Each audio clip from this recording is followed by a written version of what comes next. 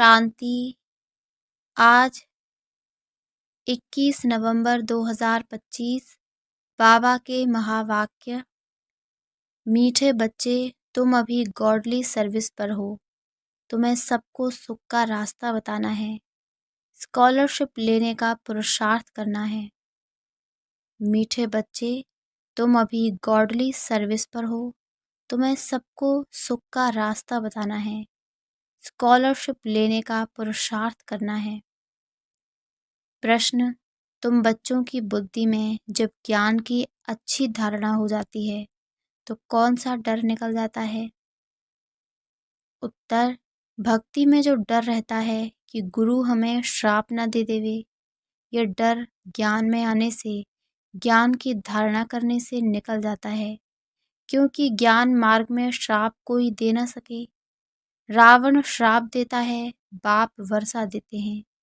रिद्धि सिद्धि सीखने वाले ऐसा तंग करने का, दुख देने का काम करते हैं। ज्ञान में तो तुम बच्चे सबको सुख पहुंचाते हो। ओम शांति। मीठे मीठे रूहानी बच्चों प्रति रूहानी बाप बैठ समझाते हैं, तुम सब पहले आत्मा हो, यह पक्का निश्चय रखना है। बच्चे जानते हैं हम आत्माएं परम धाम से आती हैं, यहाँ शरीर लेकर पाठ बजाने। आत्मा ही पाठ बजाती है, मनुष्य फिर समझते शरीर ही पाठ बजाता है। यह है बड़ी ते बड़ी भूल, जिस कारण आत्मा को कोई जानते नहीं। इस आवागमन में हम आत्माएं आती जाती हैं, इस बात को भूल जाते हैं। इसलिए बाप को ही आकर आत्माभिमानी बनाना पड़ता है। यह बात भी कोई नहीं जानते, बाप ही समझाते हैं। आत्मा कैसे पाठ बजाती है? मनुष्य के मैक्सिमम 84 जन्मों से लेकर मिनिमम है 1-2 जन्म। आत्मा को पुनर्जन्म तो लेते रहना है। इससे सिद्ध होता है बहुत जन्म लेने वाला बहुत पुनर्जन्म लेते हैं, थोड़े जन्म लेने वाला कम पुनर्जन्म लेते हैं। जैसे नाटक में कोई का शुरू से पिछाड़ी तक पाठ होता है, कोई का थोड़ा पाठ होता है। ये कोई मनुष्य नहीं जानते। आत्मा अपने को ही नहीं जानती तो अपने बाप को कैसे जाने? आत्मा की बात है ना, बाप है आत्माओं का। श्री कृष्ण को आत्माओं का बाप है ना? नहीं, श्री कृष्ण को निराकार तो नहीं कहेंगे, साकार में ही उनको पहचाना जाता है। आत्मा तो सबकी है, हर एक आत्मा में पाठ तो नूदा हुआ है। ये बातें तुम्हारे में भी नंबरवार पुरुषार्थ अनुसार हैं, जो समझा सकते हैं। अभी तुम बच्चे जानते हो हम आत्माओं ने 84 जन्म कैसे लिए हैं। ऐसे नहीं कि आत्मा सो परमात्मा, नहीं, बाप ने समझाया है हम आत्मा पहले सो देवता बनते हैं, अभी पतित तमो प्रधान है, फिर सतो प्रधान पावन बनना है। बाप आते ही तब है जब सृष्टि पुरानी हो जाती है। बाप आकर पुरानी को नया बनाते हैं, नई सृष्टि स्थापन करते हैं। नई दुनिया में है ही आदि सनातन देवी देवता धर्म। उन्हों के लिए ही कहेंगे पहले कलयुगी शूद्र धर्म वाले थे, अब प्रजापिता ब्रह्मा के मुख वंशावली बन ब्राह्मण बने हो, ब्राह्मण कुल में आते हो। ब्राह्मण कुल की डिनाइस्टी नहीं होती, ब्राह्मण कुल कोई राजाई नहीं करते। इस समय भारत में न ब्राह्मण कुल राजाई करते हैं, न शूद्र कुल राजाई करते हैं। दोनों को राजाई नहीं है, फिर भी उनका प्रजा पर प्रजा का राज तो चलता है। तुम ब्राह्मणों का कोई राज नहीं है, तुम स्टूडेंट पढ़ते हो, बाप तुमको ही समझाते हैं ये 84 का चक्र कैसे फिरता है। सतयुग, त्रेता, फिर होता है संगम युग। इस संगम युग जैसी महिमा और कोई युग की है नहीं। यह पुरुषोत्तम संगम युग, सतयुग से त्रेता में आते हैं। दो कला कम होती हैं तो उनकी महिमा क्या करेंगे? गिरने की महिमा थोड़ी होती है। कलयुग को कहा जाता है पुरानी दुनिया। अब नई दुनिया स्थापन होनी है, जहाँ देवी देवताओं का राज्य होता है। वह पुरुषोत्तम थे। फिर कला कम होते होते कनिष्ठ शूद्र बुद्धि बन जाते हैं। उनको पत्थर बुद्धि भी कहा जाता है। ऐसे पत्थर बुद्धि बन जाते हैं जो जिनकी पूजा करते हैं उनकी जीवन कहानी को भी नहीं जानते। बच्चे बाप का जीवन न जाने तो वर्षा कैसे मिले? अभी तुम बच्चे बाप के जीवन को जानते हो, उनसे तुमको वर्षा मिल रहा है। बेहद के बाप को याद करते हो। तुम माता पिता कहते हो तो जरूर बाप आया होगा, तब तो सुख घनेरे दिए होंगे ना। बाप कहते हैं मैं आया हूँ, अथाह सुख तुम बच्चों को देता हूँ। बच्चों की बुद्धि में ये नॉलेज अच्छी रीति रहनी चाहिए, इसीलिए तुम सुदर्शन चक्रधारी बनते हो। तुमको अब ज्ञान का तीसरा नेत्र मिला है। तुम जानते हो हम सो देवता बनते हैं, अब शूद्र से ब्राह्मण बनते हैं। कलयुगी ब्राह्मण भी हैं तो सही ना। वो ब्राह्मण लोग जानते नहीं कि हमारा धर्म अथवा कुल कब स्थापन हुआ, क्योंकि वह है ही कलयुगी। तुम अभी डायरेक्ट प्रजापिता ब्रह्मा की संतान बने हो और सबसे ऊंच कोटि के हो। बाप बैठ तुम्हारी पढ़ाई की सर्विस, संभालने की सर्विस और श्रृंगारने की सर्विस करते हैं। तुम भी हो on godly service only. God father भी कहते हैं हम आए हैं सब बच्चों की सर्विस में। बच्चों को सुख का रास्ता बताना है। बाप कहते हैं अब घर चलो। मनुष्य भक्ति भी करते हैं मुक्ति के लिए। जरूर जीवन में बंधन है, बाप आकर इन दुखों से छुड़ाते हैं। तुम बच्चे जानते हो त्राही त्राही करेंगे, हाहाकार के बाद जय जयकार होनी है। अब तुम्हारी बुद्धि में है कितनी हाय हाय करेंगे जब नेचुरल कैलेमिटीज आदि होंगी। यूरोप वासी यादव भी हैं। बाप ने समझाया है यूरोप वासियों को यादव कहा जाता है। दिखाते हैं पेट से मूसल निकले, फिर श्राप दिया। अब श्राप आदि की तो बात ही नहीं, ये तो ड्रामा है। बाप वर्षा देते हैं, रावण श्राप देते हैं। ये एक खेल बना हुआ है। बाकी श्राप देने वाले तो दूसरे मनुष्य होते हैं, उस श्राप को उतारने वाले भी होते हैं। गुरु गोसाई आदि से भी मनुष्य लोग डरते हैं कि कोई श्राप न देवे। वास्तव में ज्ञान मार्ग में कोई श्राप दे न सके। ज्ञान मार्ग और भक्ति मार्ग में श्राप की कोई बात नहीं। जो रिद्धि सिद्धि आदि सीखते हैं वह श्राप देते हैं, लोगों को बहुत दुखी कर देते हैं, पैसे भी बहुत कमाते हैं। भक्त लोग यह काम नहीं करते। बाबा ने यह भी समझाया है संगम के साथ पुरुषोत्तम अक्षर जरूर लिखो, त्रिमूर्ति अक्षर भी जरूर लिखना है और प्रजापिता अक्षर भी जरूर है, क्योंकि ब्रह्मा नाम भी बहुतों के हैं। प्रजापिता अक्षर लिखेंगे तो समझेंगे साकार में प्रजापिता ठहरा। सिर्फ ब्रह्मा लिखने से सूक्ष्म वतन वाला समझ लेते हैं।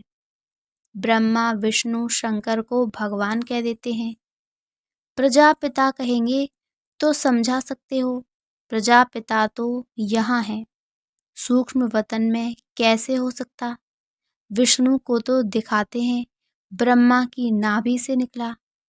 तुम बच्चों को भी ज्ञान मिला है, नाभि आदि की कोई बात ही नहीं। ब्रह्मा सो विष्णु, विष्णु सो ब्रह्मा कैसे बनते हैं?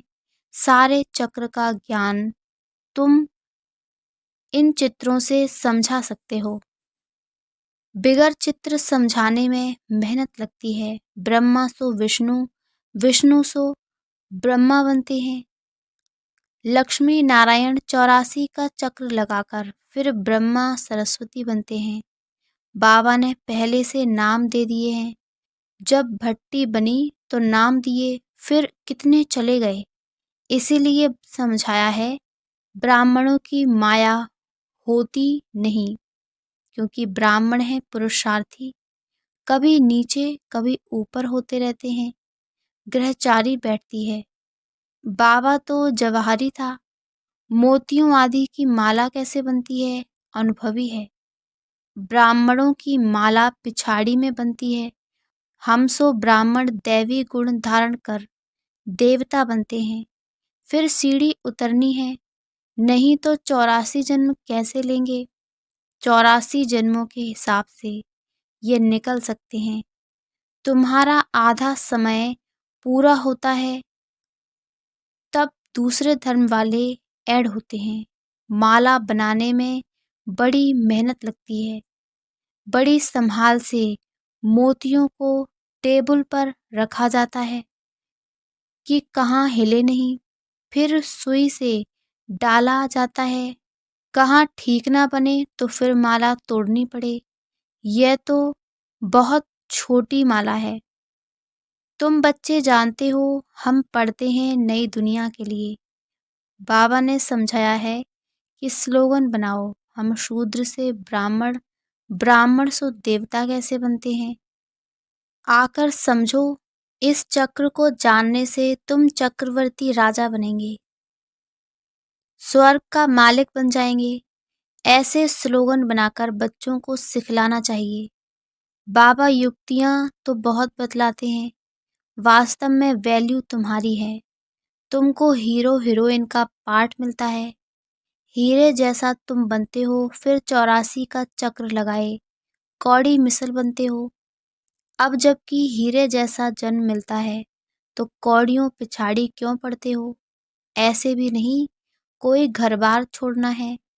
बाबा तो कहते हैं गृहस्थ व्यवहार में रहते कमल फूल समान पवित्र रहो और सृष्टि चक्र की नॉलेज को जानकर दैवी गुण भी धारण करो, तो तुम हीरे जैसा बन जाएंगे। बरोबर भारत 5000 वर्ष पहले हीरे जैसा था। यह है एम ऑब्जेक्ट। इस चित्र को लक्ष्मी नारायण के बहुत महत्व देना है। तुम बच्चों को बहुत सर्विस करनी है। प्रदर्शनी म्यूजियम में विहंग मार्ग की सर्विस बगैर तुम प्रजा कैसे बनाएंगे। भले इस ज्ञान को सुनते भी हैं, परंतु ऊंच पद कोई बिरले पाते हैं। उनके लिए ही कहा जाता है कोटों में कोई। स्कॉलरशिप भी कोई लेते हैं ना। 40-50 बच्चे स्कूल में होते हैं, उनसे कोई एक स्कॉलरशिप लेता है। कोई थोड़ा प्लस में आ जाता है तो उनको भी देते हैं। ये भी ऐसे है, प्लस में बहुत हैं, 8 दाने हैं सो भी नंबरवार है ना। वह पहले पहले राजगद्दी पर बैठेंगे, फिर कला कम होती जाएगी। लक्ष्मी नारायण का चित्र है नंबर 1। उनकी भी डिनाइस्टी चलती है, परंतु चित्र लक्ष्मी नारायण का ही दिया हुआ है। यहाँ तुम जानते हो चित्र तो बदलते जाते हैं। चित्र देने से क्या फायदा। नाम रूप देश काल सब बदल जाता है। मीठे मीठे रूहानी बच्चों को रूहानी बाप बैठ समझाते हैं। कल पहले भी बाप ने समझाया था। ऐसे नहीं श्री कृष्ण ने गोप गोपियों को सुनाया। श्री कृष्ण के गोप गोपियां होते नहीं, ना उनको ज्ञान सिखाया जाता है। वह तो है सतयुग का प्रिंस।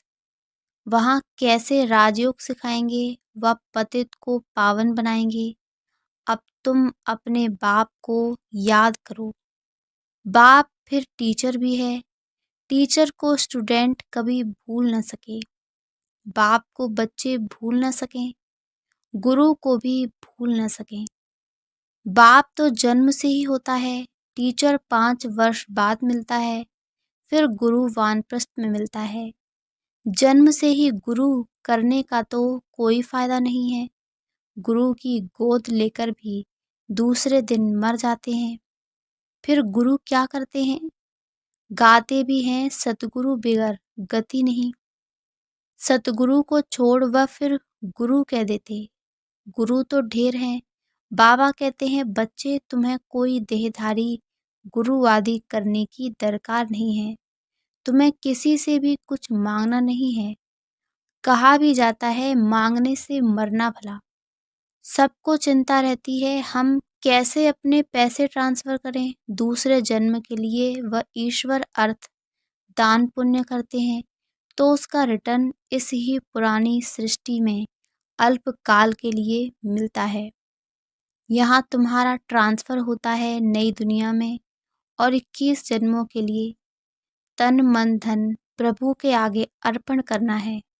सो तो जब आए तब अर्पण करेंगे ना। प्रभु को कोई जानते ही नहीं तो गुरु को पकड़ लेते हैं।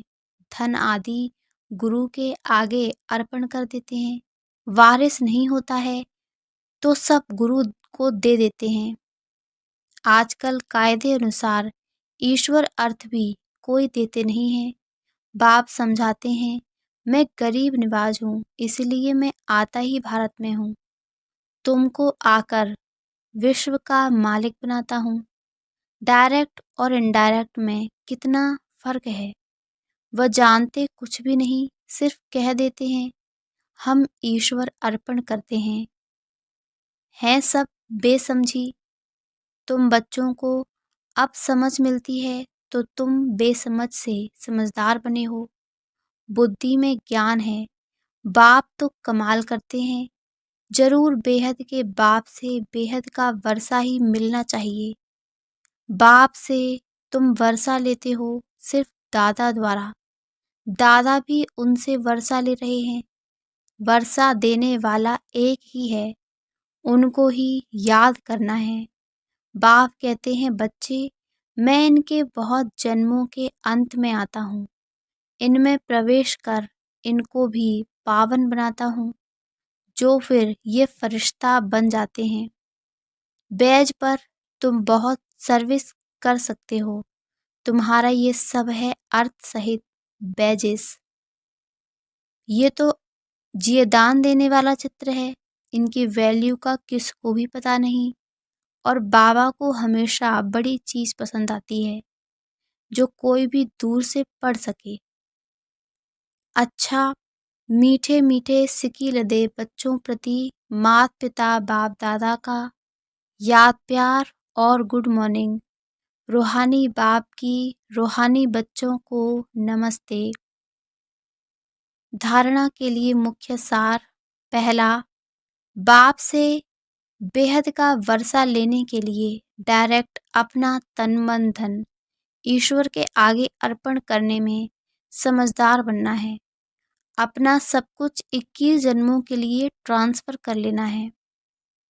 दूसरा, जैसे बाप पढ़ाने की, संभालने की और श्रृंगारने की सर्विस करते हैं ऐसे बाप समान सर्विस करनी है। जीवन बंध से निकाल सबको जीवन मुक्ति में ले जाना है। वरदान, ज्ञान कलश धारण कर प्यासों की प्यास बुझाने वाले अमृत कलशधारी भव। ज्ञान कलश धारण कर प्यासों की प्यास बुझाने वाले अमृत कलशधारी भव। अभी मेजॉरिटी आत्माएं प्रकृति के अल्पकाल के साधनों से आत्मिक शांति प्राप्त करने के लिए बने हुए अल्पज्ञ स्थानों से परमात्म मिलन मनाने के ठेकेदारों से थक गए हैं, निराश हो गए हैं। समझते हैं सत्य कुछ और है, प्राप्ति के प्यासे हैं। ऐसी प्यासी आत्माओं को आत्मिक परिचय, परमात्म परिचय की यथार्थ बूंद भी तृप्त आत्मा बना देगी। इसलिए ज्ञान कलश धारण कर प्यासों की प्यास बुझाओ। अमृत कलश सदा साथ रहे। अमर बनो और अमर बनाओ। स्लोगन, एडजस्ट होने की कला को लक्ष्य बना लो तो सहज संपूर्ण बन जाएंगे। अव्यक्त इशारे, अशरीरी व विदेही स्थिति का अभ्यास बढ़ाओ। अशरीरी बनने के लिए समेटने की शक्ति बहुत आवश्यक है। अपने देह अभिमान के संकल्प को देह के दुनिया की परिस्थितियों के संकल्प को समेटना है। घर जाने के संकल्प के सिवाय अन्य किसी संकल्प का विस्तार न हो। बस यही संकल्प हो कि अब अपने घर गया कि गया। अनुभव करो कि मैं आत्मा इस आकाश तत्व से भी पार उड़ती हुई जा रही हूँ। इसके लिए अब से अकाल तख्त नशीन होने का अभ्यास बढ़ाओ। अच्छा, ओम शांति, ओम शांति, ओम शांति।